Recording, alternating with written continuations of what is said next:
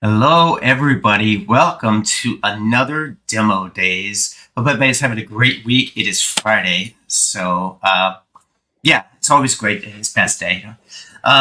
Wanted to introduce our esteemed speaker, Steve Weinstock. How you doing, Steve? I'm awesome today. How are you, Garrett? Good, good. Where are you calling in from? I am in San Jose, California. Oh, okay. All right, so you're definitely your day's starting. So, welcome. Eh, It's early. Yeah. I'm an early riser, no worries. It's a beautiful day out, so ready for the weekend. Yeah, man, me too. I'm excited. Fall's coming. So for all of you out there, especially if you have watched Demo Days before, basically what today is about is Steve will demo his platform. He's going to introduce his company. I usually let him and everybody do that. And one of the things to know is even though you are if you're watching this on LinkedIn or YouTube, we will see the comments they come in. So feel free to ask a question to him, to me, or you can just leave comments. For the fact if you are watching this after we have ended and we're live, you can still leave comments because we will see those, and especially Steve, if you want us to get in touch with you. So, without further ado, Steve, it's all you, man. Tell us about yourself, and yeah, what company are you with? Yeah, sure. Thanks, Garrett. So, Steve Weinstock, as mentioned, in California, San Jose, California, I am with Josys, which we'll talk about more in a moment here, but I am responsible for go-to-market activities in North America, primarily focused on MSPs, but being effectively a startup and a very small group, we wear tons of hats. So doing all kinds of different activities, but primarily responsible for go-to-market activities for this company. So, what does Josys do exactly? Just kind of a Yeah, nutshell, and then so yeah, super high level. We provide a tool for MSPs to help manage all of the cloud applications that their clients use within their organization. And clearly, as we go into the demo here, that'll become more clear. But at a high level, again, managing the applications and licenses from the standpoint of provisioning and deprovisioning, cost optimization, effectively meaning do people even use the licenses you give them, and additionally, the call it security posture around shadow IT, effectively. But why don't we go yeah, ahead and, if you want, if you have some more yeah, man, questions, feel free. yeah. Otherwise, let's share some slides here, and I'll try not to All right, bore you there with you my go. a couple slides. Yeah, So title slide, we're simplifying how the MSPs work. Ultimately, MSPs, you all are generally insanely busy trying to cover multiple different companies, clients of yours, and trying to be efficient in that time. So we want to help you out there. So who are we? Who is Joseph? So first off, we are about a 3-year-old company. Roughly, it's probably closer to 150 employees at this point. We are privately held, raised our last round of funding, gosh, almost exactly a year ago now, I think, bringing us to a total of 125 million US. Today, we have over 500 paying customers, some names you've heard of, many you probably haven't, across the globe. Again, we are a global organization. We are founded and headquartered out of Japan, though. Interestingly enough, kind of a little different path for most technology companies, which tend to start, I would say, mostly in the US and then expand. We're kind of doing almost the mm-hmm. exact opposite, but we do have a pretty good sized global team. And as you can see, a number of investors located here. So why are we doing what we're doing? Um, Put simply, again, the MSP world, even IT directly in a generic business out there, is incredibly strained with activities, let's say. Generally speaking, there really hasn't been a source of truth around SaaS assets. Again, we're referencing here cloud applications, SaaS applications, the licenses, treating those as assets, not unlike hardware in a sense for the organization. Many different tools trying to do many different things, not the least of which is every single admin console for every single app out there. Believe it or not, some companies actually track all this stuff on spreadsheets. In fact, another client of ours that I was working with, or a client of ours that I was working with, tracked all of this activity in one massive Notion document site. I'm not sure what you would call it, with tons of attachments for the, get this, over 200 different cloud apps that they had in their organization. So it's a mess, is put simply. And then if you bring that up to the MSP level, they're not only doing it for a company like an IT person would internally, now they're doing it for 10, 20, 30, 100 different clients, right? Oh, yeah. Again, you have this aspect of governance or a lack of it. Shadow IT, I know, we all know, is very rampant. Heck, I think every single person probably who's listening to this, including the two of us, have used applications that weren't necessarily approved of, let's say, just because A, we used them previously, or B, somebody told us about it and said, yeah, this thing's great. It helps me do my whatever. And you said, cool, I'm going to go for it and see how it works. So some of that can be a security issue. In the least, it's just a lack of control. And then clearly costs are rising around SaaS applications. If you look really pre-COVID, many organizations were using a bunch of different apps. COVID hits, clearly everybody and their brother needed at least some form of video conferencing, Zoom or otherwise, all kinds of different apps. And every day there's new ones coming out there, not the least of which is like ours. But point being is the cost around this is increasing dramatically. So there's a need to get a handle on these costs. And then, last but not least, I referenced kind of this aspect of going to every single portal. You go to Slack, try to manage the Slack license. You go to Zoom, try to manage Zoom license, Salesforce, et cetera, et cetera. And it can be a very manual process for some of these on and offboarding activities. And that's part of what we're here to help with for the MSPs. Bring it all home. What does it kind of mean? Well, it's a platform that integrates in the client's IDP, their identity provider. Basically, where do they get their core email, et cetera, from, right? Microsoft, Google, et cetera. It integrates in today over 270 different cloud apps. That all comes into our platform to give you the insights from an MSP's perspective across all of your tenants.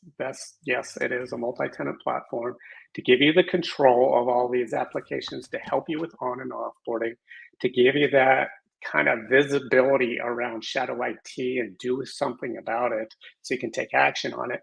And then hopefully reduce some costs associated with some of this licensing.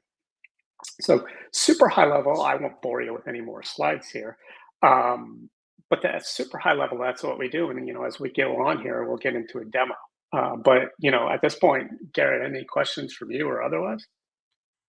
No, first, just right off the bat, I love this because this is one of those things I have, I've definitely encountered this as a lot of people who are in MSPs or internal team tech managers. So I'm really interested to see how you guys are doing this because I understand how the workspace does it, Google and the enterprise apps, things like that with Azure, and I can see a lot of things like automated onboarding and all that. So this is definitely, I'm very interested. So I like this. I'm glad you are interested, and I'm glad you like it. Why don't we? Do you want to jump right into kind of the demo, if you will? Yeah, let's do it. So let me shift over right quick. So this is our multi-tenant portal. As I mentioned, Josys' solution is geared for MSPs. Therefore, it has to be multi-tenant. You need to be able to see all of your clients in a dashboard, which clearly is what we have here. At a high level, first and foremost, we show you what we call user profiles. Effectively, what that means is all the employees of the various clients and tenants that you have, right? They're brought down into this concept of user profiles based on their identity provider. You also have visibility into all of the applications that are used by all of those clients. Now, some clients use, many of them say use Zoom, some use only one, but point being is in this at least case, we have 65 different applications across the 7 tenants within this organization. We also have visibility into devices. And I'll go into a little bit more about what that means, because I know first thing most MSPs ask is, okay, wait, devices, device management, are you an RMM, etc.? Well, we'll talk about that. So hold that thought. Alerting, numbers of tenants, etc. We also bring a high level visibility into planned on and off boarding. I stress planned because yes, there actually is on demand on and off boarding. I'm sure many clients have told an MSP, oops, we've got somebody starting in 5 minutes. Can you help provision them? Right? That's what I call unplanned. Yes, we can help with that activity as well. But in a perfect world, they give you heads up. They initiate a ticket for you to either on or off board somebody and their respective licenses. And that's what this is. Somebody starting, say, on a Monday at 8 a.m., planned on board. People being off-boarded, maybe Friday at 5 p.m. for whatever reason, planned again. The security aspect, we talked a little bit about that.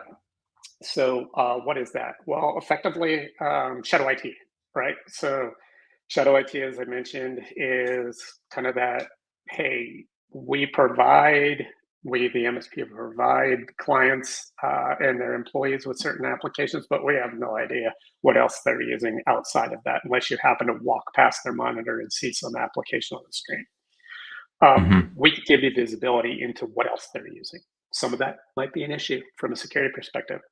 Some of them might not be, but point being is we can help showcase that. We also can showcase what we call shadow users, which effectively comes down to a lot of companies have contractors, people outside their called email domain who are using applications and licenses provided by the company. A marketing person who might need access to HubSpot or something like that, who's a contractor. And we can give you visibility into that. And I'll show you some of the reasons why that's important, in a little bit. And then there's license optimization, which essentially comes down to cost optimization. Many people have licenses that they don't use for certain applications. Yeah. This has exploded with COVID. Again, everybody and their brother received a Zoom or functional equivalent license because when everybody went home, they needed to be able to continue to do their business. Not everybody uses them now, needs them now. In fact, we just published actually a blog post or a press release, one of the two or both. I think it was yesterday, around some of our data that we've seen. And to put simply, across our 500 plus customers, so this is real world data, across our 500 plus customers, we have seen that approximately 35% of all Zoom licenses are not actually used. They're being paid for. They're on people's desks, so to speak, but they don't use it. Massive waste of money. Salesforce.com, Adobe, those are the next two big heavy hitters. And they're roughly 22 to 25% of all licenses are used.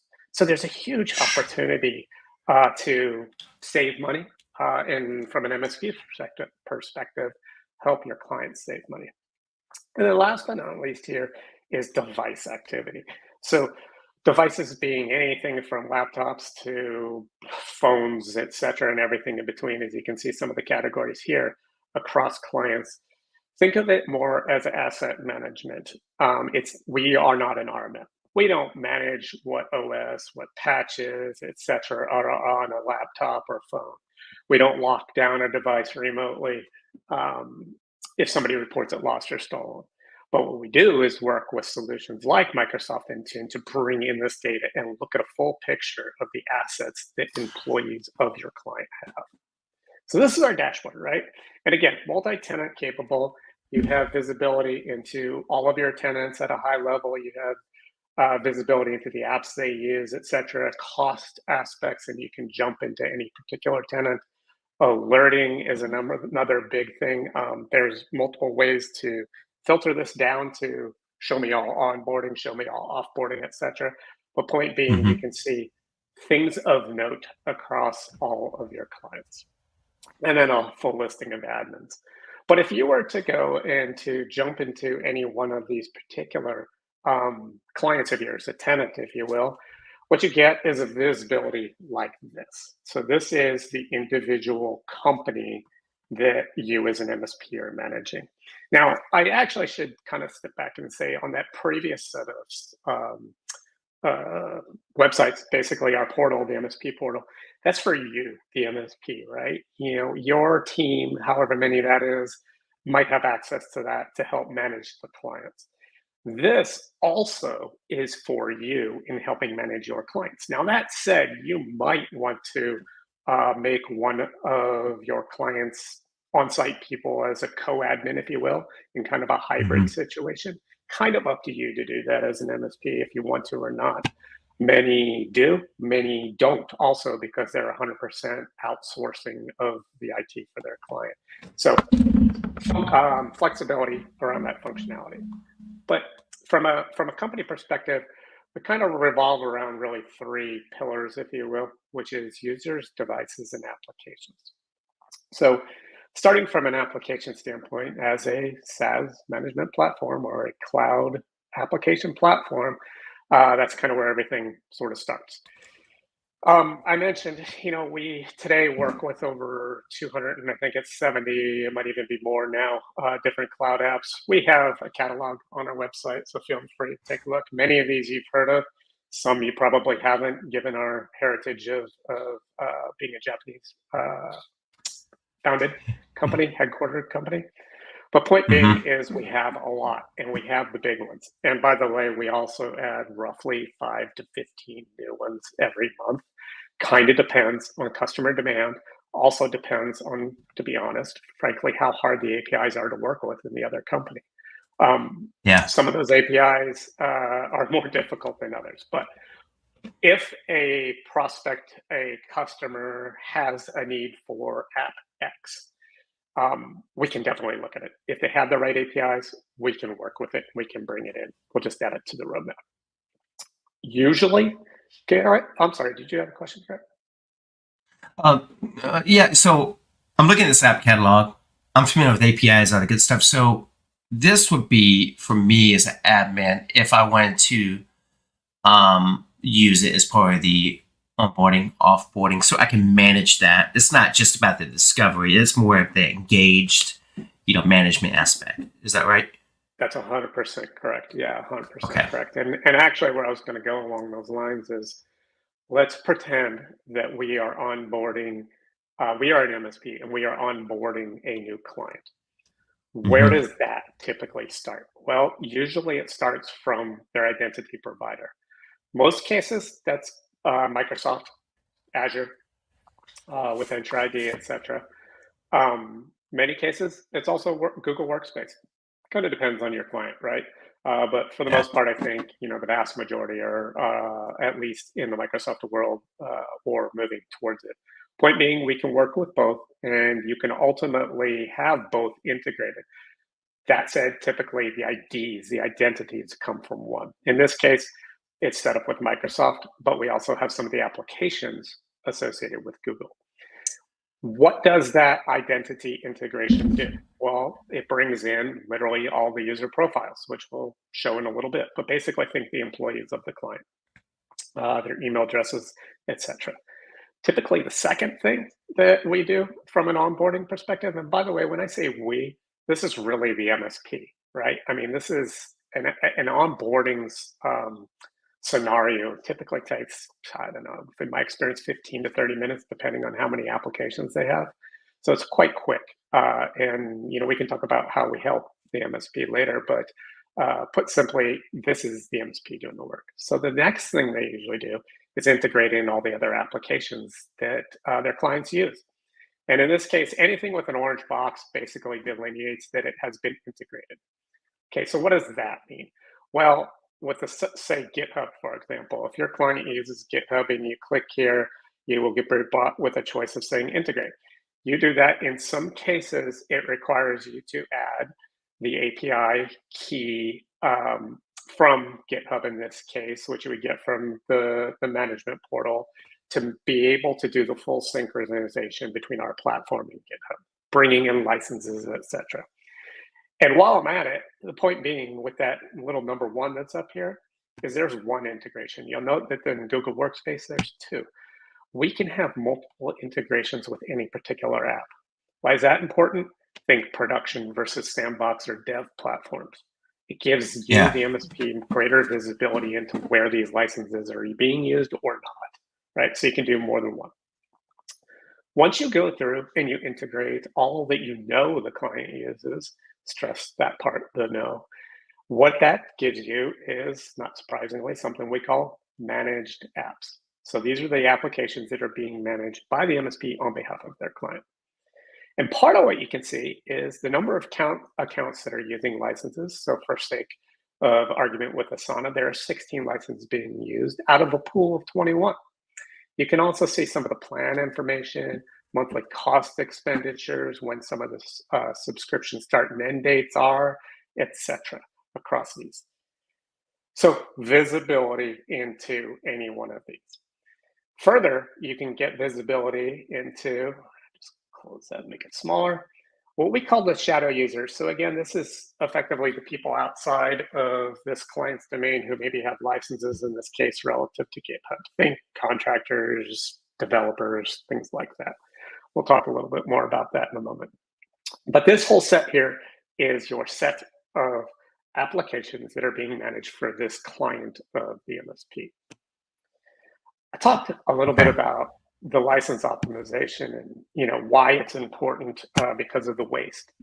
I'm going to give you a real life example. I onboarded a client of ours who was using Salesforce.com for their CRM, and as I mentioned earlier, that's about a 22 to 25-ish% waste of licenses.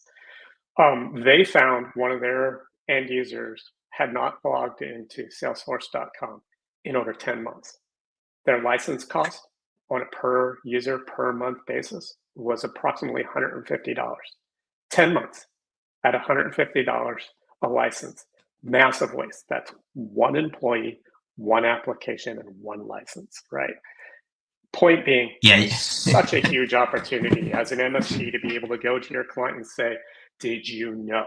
So for sake of argument, relative to this example here in Dropbox, we have a total of 7 licenses that this company has, 6 accounts that are, quote, being used or have been assigned licenses. And what you can see is that every one of those 6 is underutilized at this point in time. In fact, 2 of them were invited, but they haven't even actually activated those licenses, right? And how do we determine, or what's sort of our classification, if you will, for not being used? Well, we set things up at basically greater than 30 days. If somebody hasn't used/logged in 30 days or longer, we classify it as underused or underutilized. And then again, this gives the MSP the opportunity to go to this client and say, hey, did you know that these 6 people aren't doing this? Why don't we remove these licenses? Why don't we save you some money? Thus, I'm providing you greater value as an MSP. More of a consultant kind of a role, if you think about it. So high level, that's license optimization. It comes across all the apps that are being managed by the MSP for this particular company, etc. Can I? Yeah, let me jump in here. So first of all, when you tell me this user has been in 10 months, is 150 a month, that Dave Chappelle meme, I start itching. I'm like, oh, what'd you say? That bothers me. Because think about how much it bothers the CFO. Oh God, I'm already, anyway. The other thing too, I just want to This is awesome, and I know I'm having a lot of questions, but for those of you who are watching, if you're just now joining, you're on LinkedIn, you're on YouTube, feel free to leave comments. I will see them, and you can ask Steve, or you could just just make a comment. But I just want to put that out there. It is live, so I will definitely relay that to Steve. So yeah, go ahead, Steve. I just wanted to make sure that was out there again. Yeah, you got it. So underutilized applications, again, just quick summary. Opportunity for the MSP to go to its client and say, did you know we have all this waste? Let's work on it. One of the other key things that we do, I talked about sort of the challenges around shadow IT. So we call this basically discovered apps. So it's that shadow IT. It's all the applications that people are using that weren't necessarily provided by their organization or by the MSP. Why is it important? Well, in some cases, you have rogue activity. Like I've been in organizations where a sales team said, we're using Zoom, even though it's a Microsoft Teams house. So they sign up for an account relative to however many salespeople are in the organization. The VP, SVP, CRO puts it on his or her credit card and just expenses it. Okay, so is it a security issue? Maybe, maybe not, but it's at least a waste issue potentially around if they have Microsoft Teams already, right? So we can give you visibility into that. So sorry, I'm trying to work on two monitors here.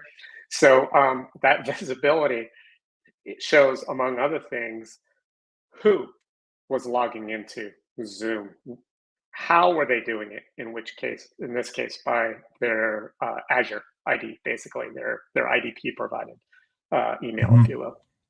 How many times they did it? When was the last time they did it? And then this gives you, again, as an MSP, the opportunity to say, hey, did you know, right? And let's explore it, and let's dive in a little bit deeper.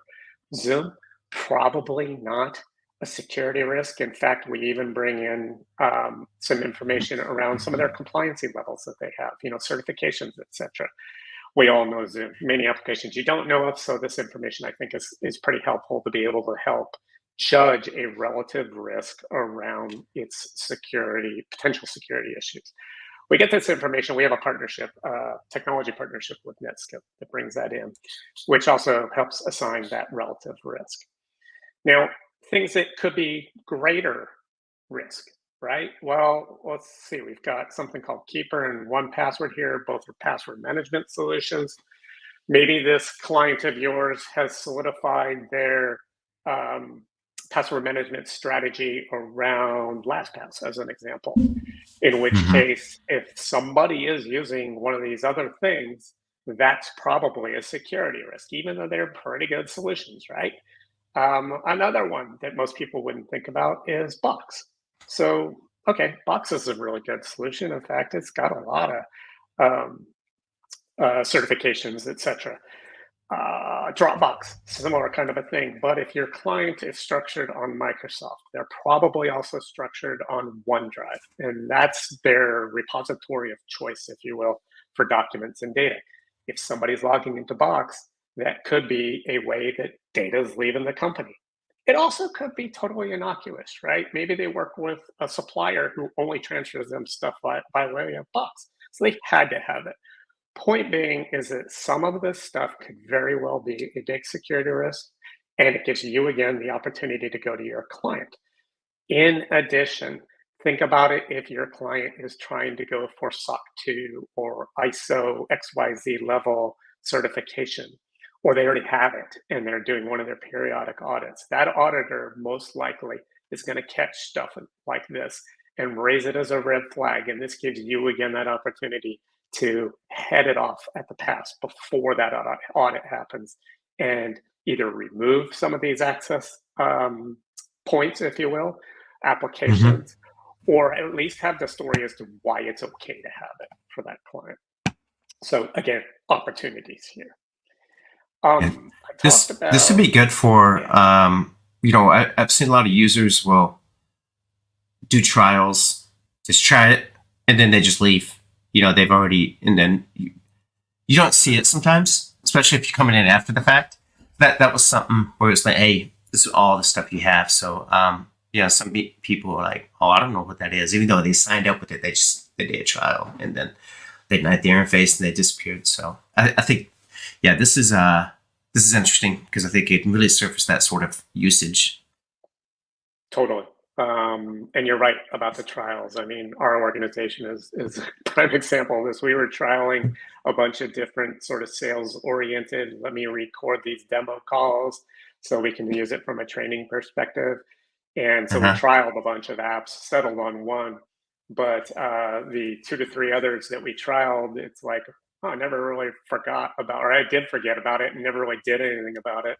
And so that pops up literally on my company's instance of Josys as one of those examples. I also use, frankly, Calendly for, Garrett, do you want to schedule time on my calendar? And that's not provided by my company. I use the free account, but it shows up here because I used it unbeknownst to our own IT, right? So there's tons of real world examples here of all those kinds of things. And I think we're all doing it on one level or another, and some are worse than others. But from the MSP's perspective, and especially those that are trying to become more like an MSSP focused on security, this gives you another opportunity to add that value for your clients from a security posture. Yeah, definitely. Yeah. So applications, I mentioned one of the other pillars is devices.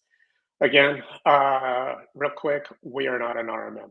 That said, among other things, we do integrate with solutions like Microsoft Intune to bring in all of the hardware effectively that your client's using. And you can see what devices are, quote, sitting on the shelf, so to speak, waiting for a new employee to join, what devices are in use. You can see who has them. Obviously, you can see what it is. You can see when they got it. And if you go into any, double click into any one of these things, you can even get detail potentially around warranty information. Is it still in or out of warranty? You can get information on the lifespan. So, sake of argument, you say, I don't know, laptops have a 3-year useful life. How many of those laptops are effectively ending that useful life next quarter, next year? Should I plan on budgeting and refresh for those things, etc.? And you can even take a look and see who had this device prior, like maybe James had this laptop before Michael, as an example. So point being is we bring that information in. Is this from the Azure API? I know she had Intune in your app catalog. Is it you have to connect Intune, or is it the Azure, or is Intune do something different? You connect Intune. As a matter of fact, while we're at that, I'll show you the external data interface sources, etc. In this demo, as you can see, currently we are getting our IDs from Microsoft Entered ID, and it's, quote, linked versus Google, which is integrated. So the IDs aren't coming from Google in this case. But yes, we are doing devices in this case also from Microsoft Intune. 2 separate integrations, 2 separate links, 2 separate paths, I guess, if you will, of bringing data out of the Microsoft world into our platform. Okay. So again, most MSPs are probably still leveraging Intune for all their gross activity around devices. So why do we do this? Well, 1, visibility, and 2, really it brings home everything when you start to think about the users, the user profiles. These are the employees of this client. And again, I talked about asset management, and that really takes sort of two types of assets.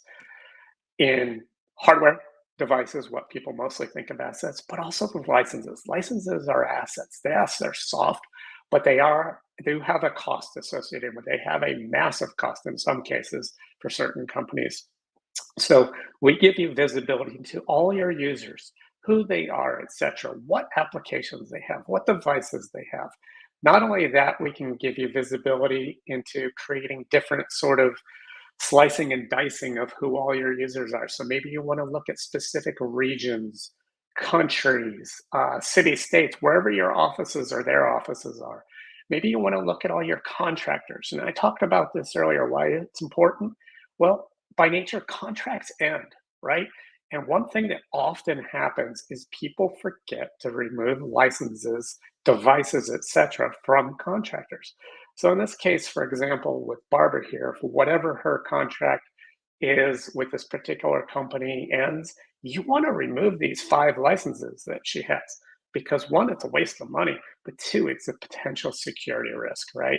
In that you do, or your client does not have a relationship with her anymore, but she may still have access to call company information. So you got to remember to do that. And so that's another sort of view that you might have is create this. And people, on the end user side of things in the MSP can create all different things based off of filtering. You might want to look at a specific team or department of the company, etc. I talked about shadow users also, and these are the people external. So contractors I mentioned, well, I had already reclassified them as contractors. So what does that mean? Sake of argument. What I would do here with this particular person is I'm going to say I'm going to make him a contractor who's already been onboarded. I can fill out all this other information, but I'm not going to in the interest of time. And when I save that, you'll see that his shadowness, if that's a real word, was removed. His category has been changed to contractor. So when I come back over to user profiles, and if I go into the contractor tab, he's now there. So it gives me that visibility. And for all these shadow folks, I can reclassify them into whatever they actually are, right? These, again, are generally speaking people outside of that client's organization who have some form of license, okay? For That's your pretty users, cool. yeah, it really is, because I think stuff gets lost in the weeds, right? Especially if you're an MSP. So let's talk about it this way. If you're just a company whose IT person is in charge of managing all this stuff. Sales team has a contractor whose contract ended last week. Did they tell you, right? And IT, did you know to do something? Let's extend that one level up to you're the MSP managing that client.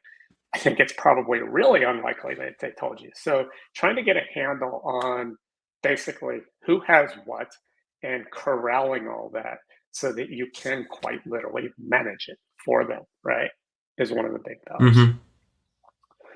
And then the last thing that I haven't really talked about yet is on and offboarding, but it's obviously related as, say, contracts end. So we'll take a look at this guy named Gary here and pretend, for sake of argument, that he's going to leave the company, put in his 2 weeks notice. Today's Friday, so 2 weeks from today. Well, first off, you can already see that he had a couple applications here that were removed at one point or another, but we have the history, right? And why they were removed, who knows, but they were. So today he has, 5 applications that are currently called in use. So if he puts in his 2 weeks notice and your client sends you a ticket that says, this guy put in his 2 week notice, we want to plan for it. Well, yes, again, we can do that unplanned, whoops, we forgot, let's do it now, or we can plan for it. And then you pick your day and time, and we'll say it was 2 weeks out, and you pick whatever time on that day, probably 5 o'clock on that day. So what do you want to do? Okay, well, his 5 apps here, typically what a lot of companies do, MSP or otherwise, is they just go into Microsoft and they say, well, I'm going to block his sign-in. Okay, that worked. He can't log in, obviously, at that point, and he, generally speaking, can't get access to any of his applications that came by way of Microsoft. Fine, no problem. Why do you want to block it? First and foremost, because you typically need to retain data, email, calendars, OneDrive stuff, etc. So that's cool, but it doesn't do anything really with his licenses that were assigned. So from our perspective, generally speaking, for these other applications, you are going to delete the license. Teams is going to show up with a blocker sign because it's a Microsoft thing. Typically, you want to leave that too. So I go ahead and hit next. I confirm that at that day and time, it's going to do this. And now I'm going to have a scheduled task that has popped up. And that scheduled task says at that day and time, block Microsoft #1 and delete literally the license for Asana, Atlassian, Duo, and Teams. The other 2 are already deleted here or deactivated. So at that day and time, they are removed. Those licenses are removed and literally available for the next person 2 minutes later, right? To be able to provision if somebody's joining right away. Yeah. Big So, opportunity for efficiencies. okay. I love that because I know exactly how it is going different places. And I can't even imagine doing this for multiple clients. But I do have a question. I know, does this let me know, like, say, this particular example, Asana, um, I know Jira very well. So I know when you delete somebody, it'll say delete a user, deactivate a user. For any of these, do they sort of? I guess that's just sort of you have to know what they do. But do they give you a heads up? Be like, hey, do you like say HubSpot, Salesforce? Am I able to delete, retain that information, or does it delete it? Just give me any sort of heads up of like, hey, Yep. this is what do you want to do with your info? Good question. Great question, actually. The short answer is yes, and it depends. It kind of depends on the other application. Usually, like in the Asana example here, you're just deleting a license, right? The Yeah. data in the project management activity, et cetera, for Asana still lives with whomever is still using it.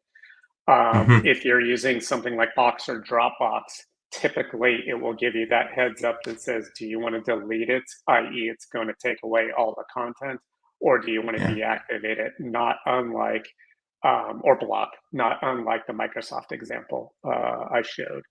Um, Yeah. it depends on the application, for one. And two, it kind of depends also on their APIs and what their structure is for how they do, let's call it onboarding and offboarding or provisioning or deprovisioning. But the short answer is, yeah, it definitely can do it. That's Or cool. we No, can.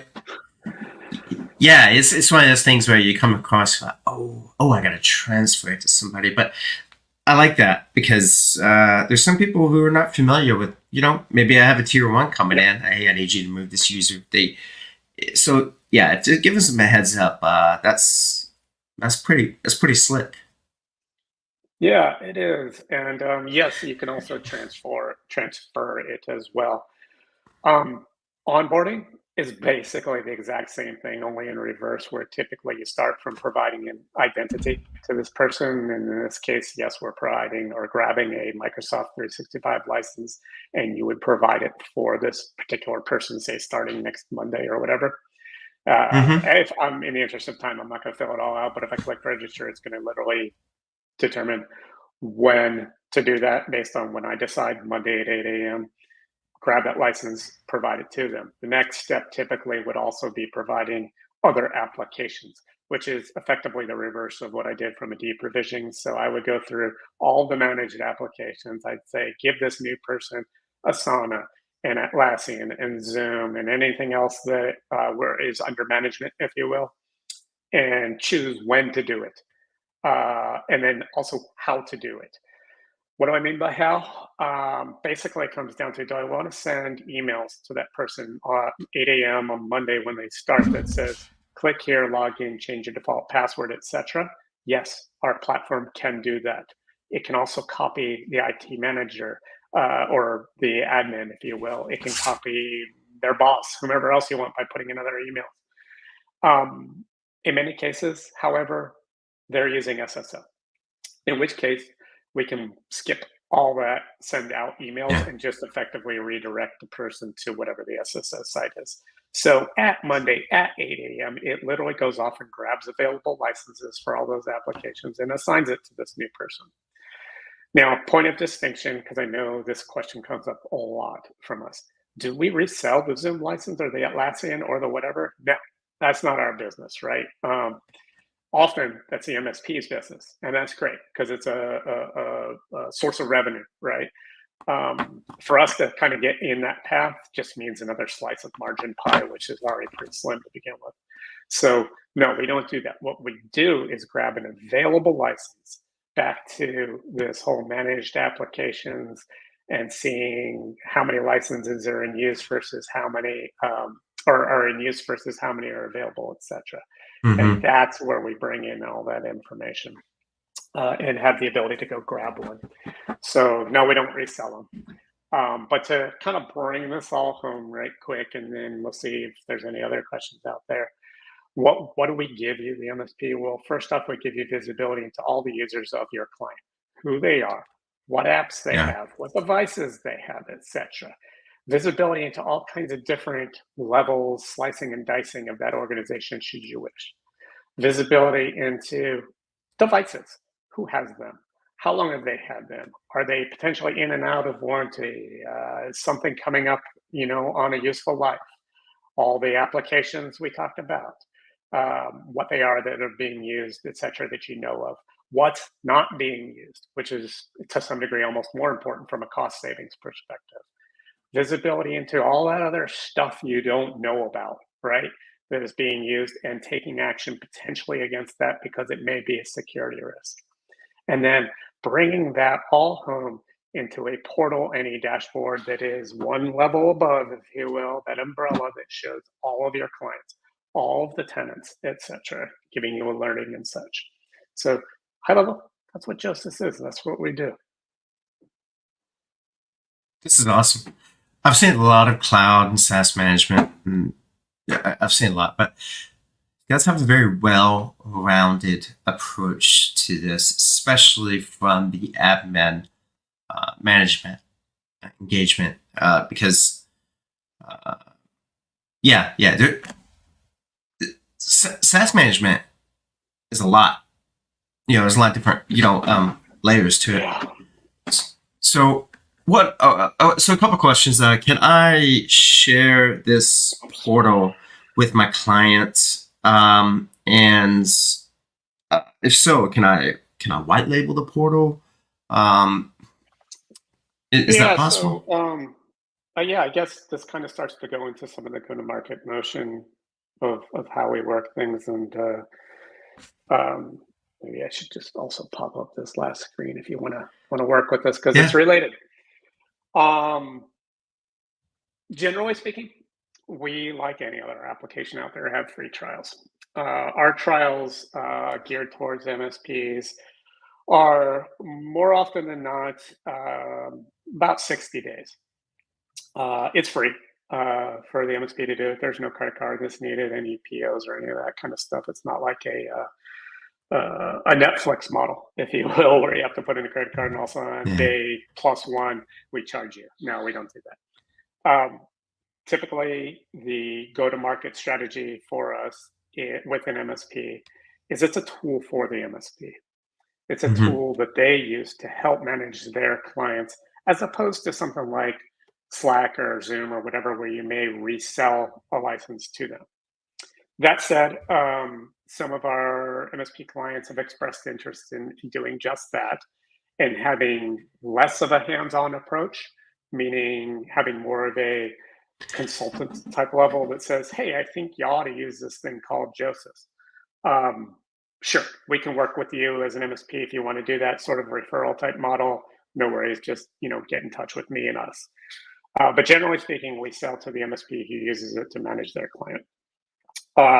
Licensing structure, how does it work? So for the MSP, meaning if they use it internally, which we highly encourage they do, because the best way to know how to sell the value of something is to literally use it yourself. In this case, use it to manage your own licenses as an MSP. There's no cost for you, whether you have 5 employees of your MSP, of your business, or you have 100. No big deal. So use it internally. So you say five employees? If the MSP has 5 or they have 100 employees. Okay. All right. Yeah, no cost. What we care about is the people within your clients, what we call, again, those user profiles. So to keep things very simple, if you have a client with 10 people in it, 10 employees of that client effectively, the licensing would be 10 licenses of Josys that you, the MSP, would need to manage them. You have another company client with 10, another 10, right? Basically, it's the number of user profiles under management. Going back to this dashboard right quick, it's basically this number up here. is what it comes down to. User profiles under management. That licensing is usually done on a per license per month basis on an annual contract, though there's flexibility to that as well. We have list pricing like everybody else. Generally speaking, that starts out at $3 $1.50 a license. List pricing is what it is. There's many different opportunities for having discount structure associated with it, not the least of which is quantity. If you have literally only a need for 5 licenses, you're probably paying pretty darn close to list, right? If you have a need for 500, you're probably paying significantly less. Yeah. So it depends, but point being is contact us and we want to work with you through it. And then another little plug, if you will, is I'm actively looking for what I'm calling advisor partners. Many of you all have probably experienced things like customer advisory boards. Well, I'm not treating you as a customer, the MSP. I want to treat these people as a true partner of ours, one that we can get information from, guidance from as to what we should and shouldn't do from a roadmap perspective, and provide you greater visibility into what we're planning and give you more tools to be able to manage your clients. So I'm looking for a handful of advisor partners. I already have some who will go down this journey with us. And for those folks, they're going to get a very significant discount on off of list pricing that, let's say, is closer to half off for life. And again, that's for however many clients they have and user profiles. So if there's interest there, we can talk about more details about that one-on-one, but I would love to explore that with y'all. Okay. Yeah, that's good to know. I'm definitely sure that there's going to be some interest out there. So I'll talk with line MSPs. You know, they definitely want their voice heard. Matter of fact, we have somebody real quick. I'm bringing it up. Somebody asked, it's not bringing it up, but any bullet points to compare / contrast to ConnectWise? Yeah, so I think let me kind of first take that up a level, give you a view of this whole space called SaaS management platforms. Again, generally speaking, nobody's ever heard of it. As a matter of fact, Gartner, who I'm sure many of y'all are familiar with, doing things like Magic Quadrant. Gartner just released their first ever Magic Quadrant for SaaS management platforms back 2 months ago, I think it was, plus or minus. And that gives you a feel for really nobody was kind of looking at this space. Today, it's a fairly fragmented space.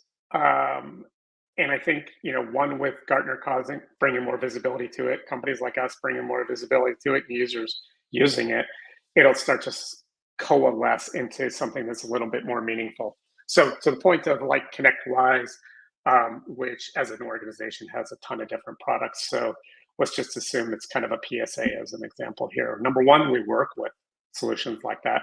But number two, we all do a lot of different things ultimately. And I think when it comes down to it, if you look at the ability on our end to not only provision a license and or take it away from a person, but to maybe more importantly, see if they're actually using that license, have they ever even logged into it, and providing that visibility and actionability to say, should I take it away, right? Because it's a waste. That's something that pretty much no other platform does, ConnectWise or otherwise. The ability to showcase effectively that shadow IT. Yeah, some other companies kind of do some things like that.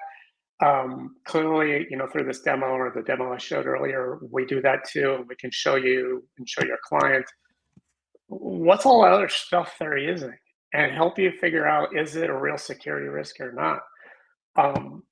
Taking the cost optimization, taking the on and offboarding types of activities and bringing that into a platform, I think is pretty darn unique in this space. And again, as this early in the life, if you will, of these SaaS management platforms, we're all going to evolve, us and other companies as well.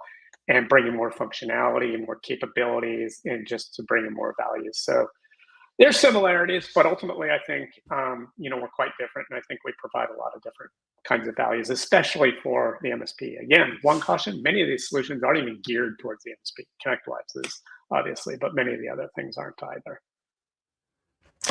All right. Yeah. Thank you for that. And it doesn't have the user's name, but if you have more questions, I know we're about to wrap it up. You feel free to leave comments, and Steve will be able to see those comments, and you guys can kind of jump into that.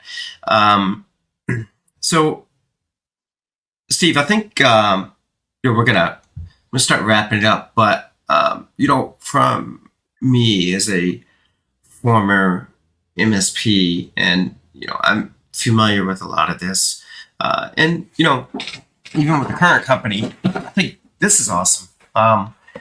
And I could definitely see the value here. So I'm very fascinated, because I think that one of the things about it is, I haven't really heard of Josys before this, but you guys are I know I'm like, hey, there's a lot of things out there that I know we could do, and I know you guys can definitely do it, because there's a lot of people I know that aren't well-rounded like this. So you definitely have my attention, and I think you're definitely going to get some MSP's attention. And it's, I think the other thing too is the enterprise beginnings and foundation. It's nothing to sneeze at, because it's like, hey, you guys have worked out a lot of kinks. You've worked out a lot of scenarios and situations that you're bringing into multi-tenancy. And so I like this. I'm very fascinated. So do you have any other closing thoughts, anything that you would like to leave everybody with? Well, first and foremost, I want to thank you for this opportunity. It was a pleasure. Yeah. Hopefully get to work with you more in the future. But for the audience, obviously for the audience, feel free to scan the ScanP code and go off to, I believe, come into our world to request a more one-on-one demo, which happy to do. Do it all the time, no problem. Second, if you have other questions, other things you want to chat about relative to Josys, like Garrett said, please leave a message in the comments, if you will, and or reach out to us directly by way of the scamming. And then third, it is conference season, which is pretty clear if you look at what my current travel schedule looks like over the next basically 4 to 6 weeks. And to that end, we will be out at the MSP Summit down in Atlanta in a couple of weeks. If anybody's there, come on by, say hello, and we can chat in person. I would love to. I may hit you up for that one. I'm in Nashville, not that far away. So well, all right, thank you for that. And for everybody who's out there, just to let you know, you go to josys.com, you can scan, or you can come to Channel Program, search for them. Because I think one of the things that you're going to see in Channel Program is we did a lot of reviews. It's an MSP community, verified. We go to great lengths to make sure that they're MSPs. And the most important thing about it is the reviews are, I call, from the trenches. People who have been there, they understand what it is they're looking at.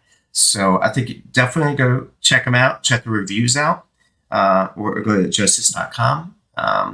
But if, Steve, there's nothing else, I think I'll just go ahead and start wrapping this up. So sounds awesome. Good. Thanks again. All right, brother. Thank you for your time. I appreciate it. I'm going to go ahead and click all the buttons that need to happen. So, all right, here we go. Thank you all. I'll see y'all next week.